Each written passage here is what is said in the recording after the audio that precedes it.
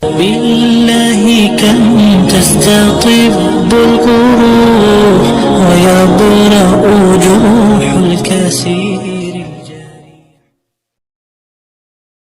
بالله كم تستطب.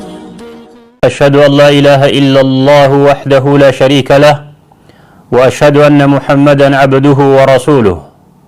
اللهم صل على محمد وعلى آل محمد كما صليت على إبراهيم وعلى آل إبراهيم في العالمين إنك حميد مجيد. أما بعد، أحبتي في الله المشاهدين الكرام لقناة الإسلام، السلام عليكم ورحمة الله وبركاته.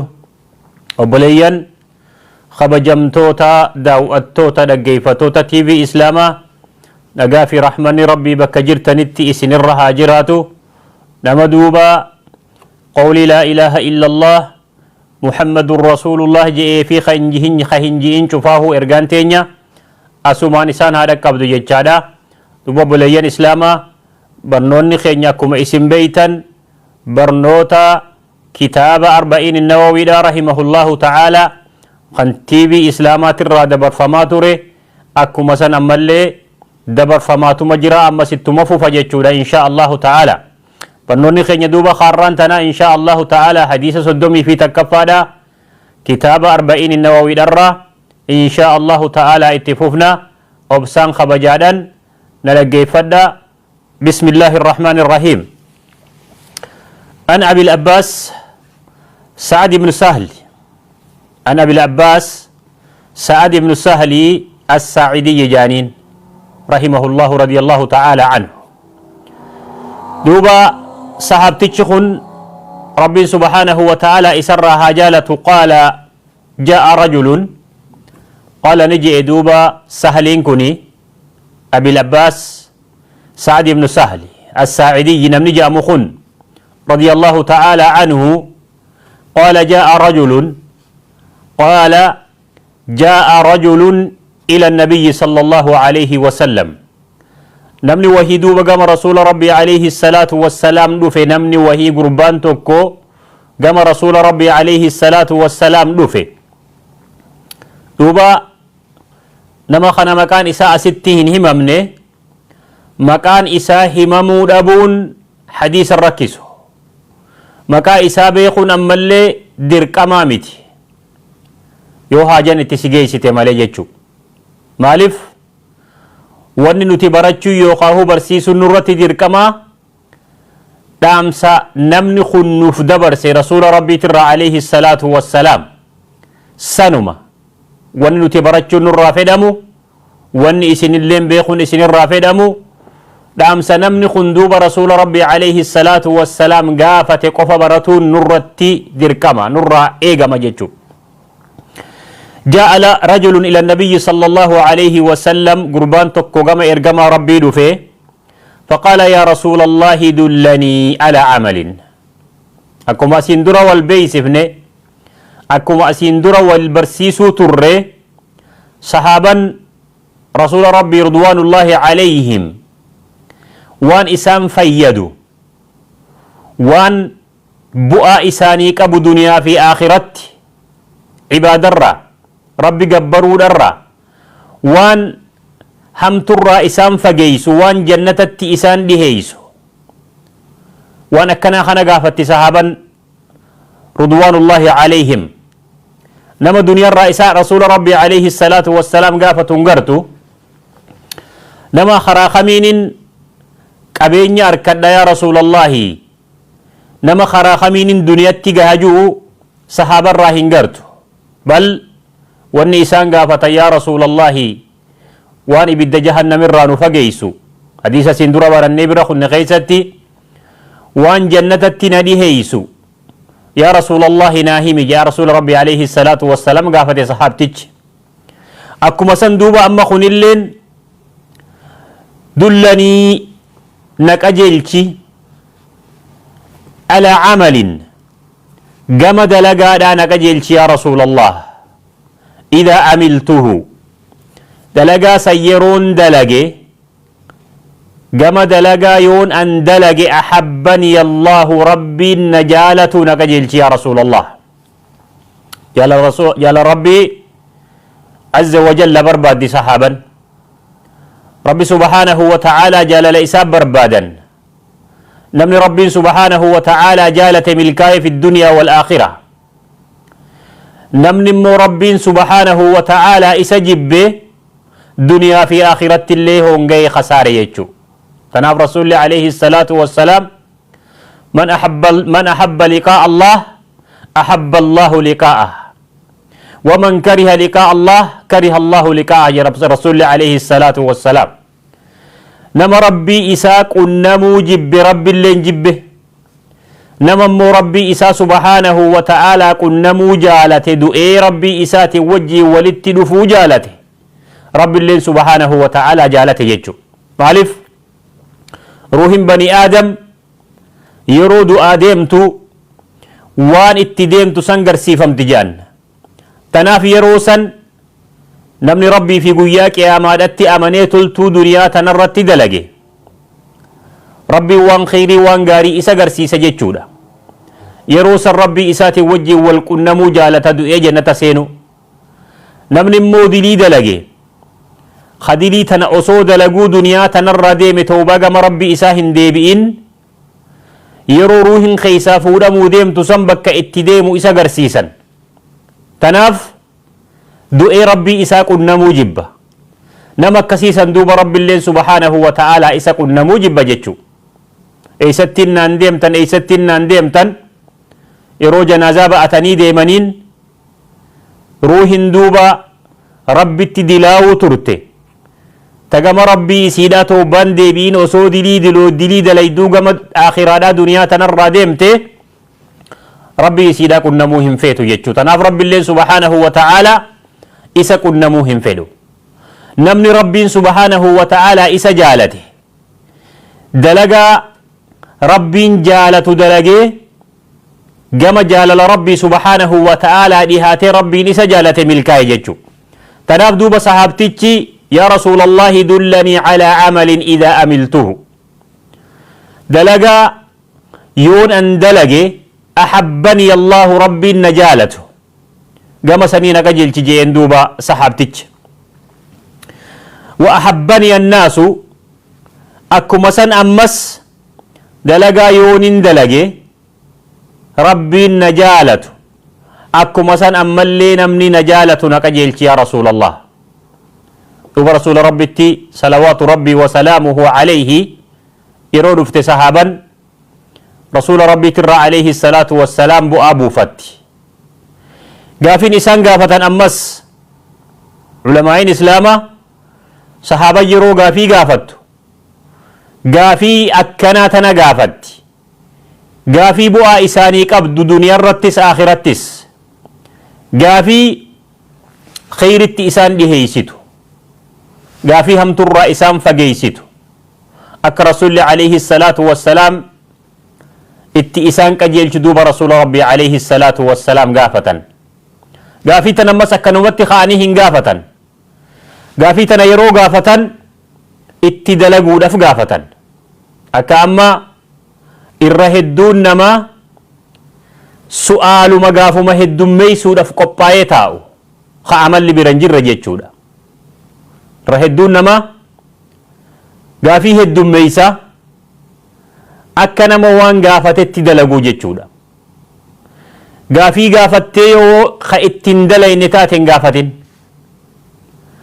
ammoo gaafattee itti dalaguudhaaf gaafadhu yoo ka gaafattee ittiin dalayne taate irraa gaafatamta beekumsa baratte san irraahis gaafatamta itti dalaguudhaaf irraahis ni gaafatamta jechuu tanaaf duuba sahaaban gaafii rasuula rabbii alayhi salaatu wassalaam gaafatanii itti dalagan تركان في تكدوبا والرسول عليه الصلاة والسلام اتئسان ججرا تركان فتن افدوبا سندي بأن جتشو صحابا رضوان الله عليهم دوبا تناف صحابتي دلني على عمل إذا أملته أحبني الله دلقا يون دلق رب سبحانه وتعالى نجالة التنك جيلج أكما سنة ملي وأحبني الناس دلقا أمس يون دلق نمني نجالة التنك جيلج جي رسول ربي رضي الله تعالى عنه صحابتك دوب رسول الله عليه الصلاة والسلام ديبسا قبابدو رسول الله عليه الصلاة والسلام خنف جوامع كلمة رسول الله عليه الصلاة والسلام خنمي كلمة قبابدو تكو تأمو معنا هدو وانقدو ولتقبت جيتشو تناف رسول الله عليه الصلاة والسلام ازهد في الدنيا ازهد في الدنيا دنيا تنرت دنتا دبي ازهد دنتا دبي هم بلولين جتشودا في الدنيا دنيا تنانقيستي يحبك الله عز وجل رب دوب سبحانه وتعالى سجالتا هم بلولين دنتا دبي جتشودا دنيا تنرت دوبا ازهد في الدنيا يحبك الله دنيا تناف دنتا برب سجالتا جتشون هرك مردو تاي جتشو دامتي دلقا دي سيقلي نما خجيلي جتشو دامتي ilmaan keeti fi warra kee faqrii jalatti kuffisi jechuudha miti. Dalagad halaal kee barbaaddad uf dandahi ilmaan kee kadharraa duroomsi miskiinummarraa haga rabbiin subhaanahu wa ta'aalaa si dandeeysisetti jechuudha. Qooda rabbiin sii kenne barbaaddadhu halaal barbaaddadhu irra caaltun dalagaadha dalagaa gabrichi harka isaatiin dalagatu ja rasuulli alayhi salaatu wassalaam waan harka keetiin dalagattee uf jiraachiftee ahlii teetillee jiraachiftu jechuu wilfara jala taa'uudhaa miti osoo dalagachuu dandeeysuu sadaqaa nyaachuudhaa miti osoo bobbaatee galuu dandeeysuu nama kajeeluudhaa miti jechuu irra hedduun namaa osoo dalagachuu dandahuu halkan qaaxiraa bulee guyyaa rafa halkan jimaa nyaata gariin halkan waan adda addaa jalatti dabarsa guyyaa qaaxiraa rafa ammoo warri isaati fi ilmaan isaa yeroo ilmaan namaa gammadan hin gammadan maaliif yeroo dhiirtii dalagattun dalaga ture ufirra jimaa qama'ee jimaa jalatti cabee jimaaf gabroome halkan rafa guyyaa rafa halkan taa'aa bule jechuu yeroo dhiirtii dalagattu inni ni rafa jaartin isaa ilmaan waan nyaachiftuun qabdu ilmaan isa jalatti beelayanii isa jalaa booyan yoo dalagattee rabbiin subhaanahu wa ta'aalaa rizqii si qunnamsiisuu baate suwwan rabbiin subhaanahu wa ta'aalaa sii fedhe sitti fedhe hin komatamtu jechuu yoo ammoo dalagachuu baattee tattaafachuu baattee cabxee kateeysu taate atiin humna qabu ka fayyaa qabu ka rabbiin subhaanahu wa ta'aalaa fayyaa sitti kenne dalagatuu baatte sababaa miskiinummaati fi faqrii ilmaan keetii siitu tahe jechuu bobba'ii rizqii barbaadi ati rizqii barbaaduun sababa rabbiin subhaanahu wa ta'aalaa si razaquun ammoo harka rabbii jirti jechuu shimbirroon ganama garaa qullaa baatee jira rasuulli alayhi salaatu wassalaam galgala guuttattee galti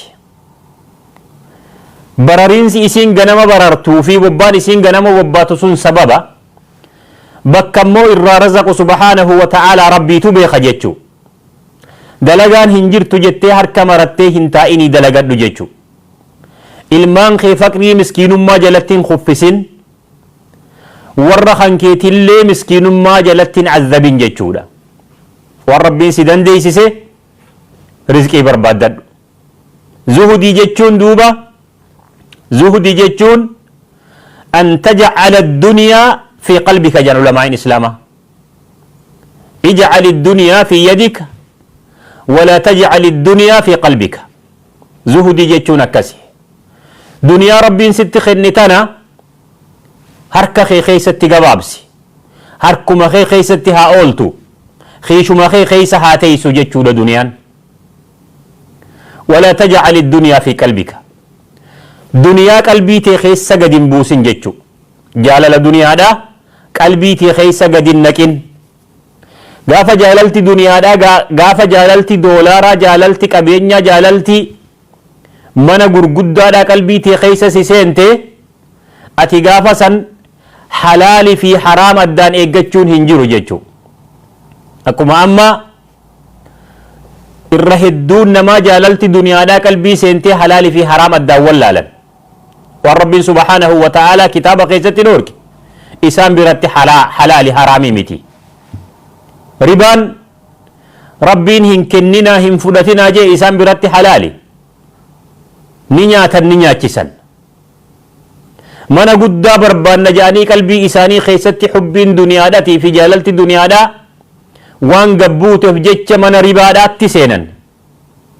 Ka umrii isaa taa'ee kafaluu taa'u amata 30 guutu, isaan amata 50 yookaan isaan amata 40-45 mana ribaa liqii amata 30 fuudha. Hagam takkasiin booda dalagee mana kana kafaluu danda'a. Humniti isaatu laaffatte jechuudha amata 10-15 booda. Ofiifuu ritaayimentii tahee jira jechuudha. Gaafa san eeysabbaa isaatii fuudhee waa kafala duuba. Uf dura bal'isanii yaaduun barbaachisaadha. Gaafa ati dadhabde mana keessaa gassi baasanii si ari'an. Gaafa ati baasuu dadhabde jechuudha. Kun cufti maali duuba hubbiin duniyaadhaa qalbii keessa gannama seenuudha. Osoo rakkinni itti si geessuu hin tahinitti abalu mana bal'aa bitate, abalu haawusitti galee, abalu haawusitti galte hawwiisaniiti. Jaartiin jaarsa mana keessaa quba tokkotti dhaabdi. Nuti yoom haawusii bitanna? Warri abaluutilleen haawusii bitate, warri akkasiitis haawusii bitate. Haawusii bitate jechuun tuni dandeettii qabaatanii bitatu osoo hin tahinitti liqaa baankitti seenu jechuudha. Akkuma feetenuu haa taatu karaa fedheen afaan jallifatee haa dhufuuf jechuudha. Halaal haawusis haa je'anii maquma fedhaniifuu haa baasanii jechuudha. Akka Yahudan cooma yookaan mooran nyaatinaa jennaan baysitee gurgurtee maallaqa sanii waa bitatte. Haalli amma deemaa jiru akkasuma fakkaata jechuudha. Haqiiqaa qaqqabne yoo halaallu taate. Abbaan fedhe haa sobu waa si sobuu baatu. Yeroo jaalalti duniyaadhaa qalbii keessa gassi seente bakka saniin nama geessi jechuudha. Abbaan manaa sodaa rabbiin qabu, haati manaatis sodaa rabbiin qabdu. Rakkoo manaati irratti obsuun ni dandahama. Walaakin rakkoo ibidda jahannam irratti obsuun hin dandahamu beeki. Azaaba qabriiti irratti obsuun hin dandahamu. Har'a walii filadhu jechuudha. Duuba zuhudii jechuun ati duniyaa harka kee keessatti gabaabsuudha jaan qalbii kee keessa gannaquudha miti. Gaafa qalbii keessa duniyaan si seente bakka saniin si geessi. Tanaaf Rasuulli alayhi salaatu wassalaam Allahumma laa taj'ali duniyaa akbara hammina walaa mablaga cilmina. Laal irra guddaa yaada keenyaa jee Rasuulli alayhi salaatu wassalaam yaa Rabbi yaada keenya yaada duniyaadhaa hin godhin. Irra hedduun keenya yookaan irra hedduun namaa wanni inni yaadu duniyaadha. Duniyaaf jiraata, duniyaaf du'a. Maaltu halaalii, maaltu haraamii addaan hin laallatu. Akkamitti maallaqa kana godha, akkamitti maallaqa argamsiisaa qofa. Karuma fedheenu karaa kijibaatiinis haa ta'u, karaa gashiitiinis haa ta'u, karaa adda addaatiinis haa ta'u akkamitti maallaqa kana walitti qaba jechuudha hammiin isaa yookaan yaadni isaa. Tanaaf Rasuulli alayhi salaatu wassalaam duniyaa tana kadhatee akka nuti illee kadhannu duuba Rasuulli alayhi salaatu wassalaam nu barsiise jechuudha. Tanaaf izhad fi duniyaa. Duniyaa jechuun ganduma nuti ammaan tana keessa jirru kana. Jireenya keenya jireenya ammaan tana keessa jirru kanaan jireenya duniyaadhaa jechuudha. Duniyaa jechuun waan as dhiyaatu.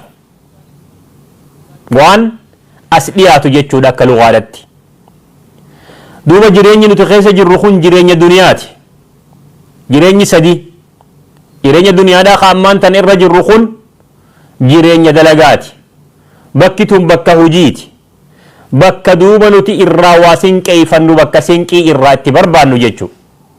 Namni har'aan tana waan sinqeeffatin, namni har'aan tana hin qophaa'in, namni imaltuu deemu tokko ni qophaa'a. dhugaatii qophaa'a, nyaata qophaa'a, yaabbii qophaa'a yoo ka yaabbii qabaatu taate. Namni immoo osoo hin qophaa'in ka nyaata hin qabne, ka waan dhuguu hin qabne, ka waan yaabbatu hin qabne imaltuu dheertuu jalqabe kararratti akka inni beela fi dheebuudhaan du'u beekamaadha, shakkeen qabu san. Namni duniyaa tanarratti hin qophaa'in, ka sodaa rabbii galaa hin godhatin, ka sodaa rabbii sinqii hin godhatin, gaafa duuba qabrii keessa gakkaayan akkam akka inni tahuu taa'u duuba san ربي بيخ سبحانه وتعالى.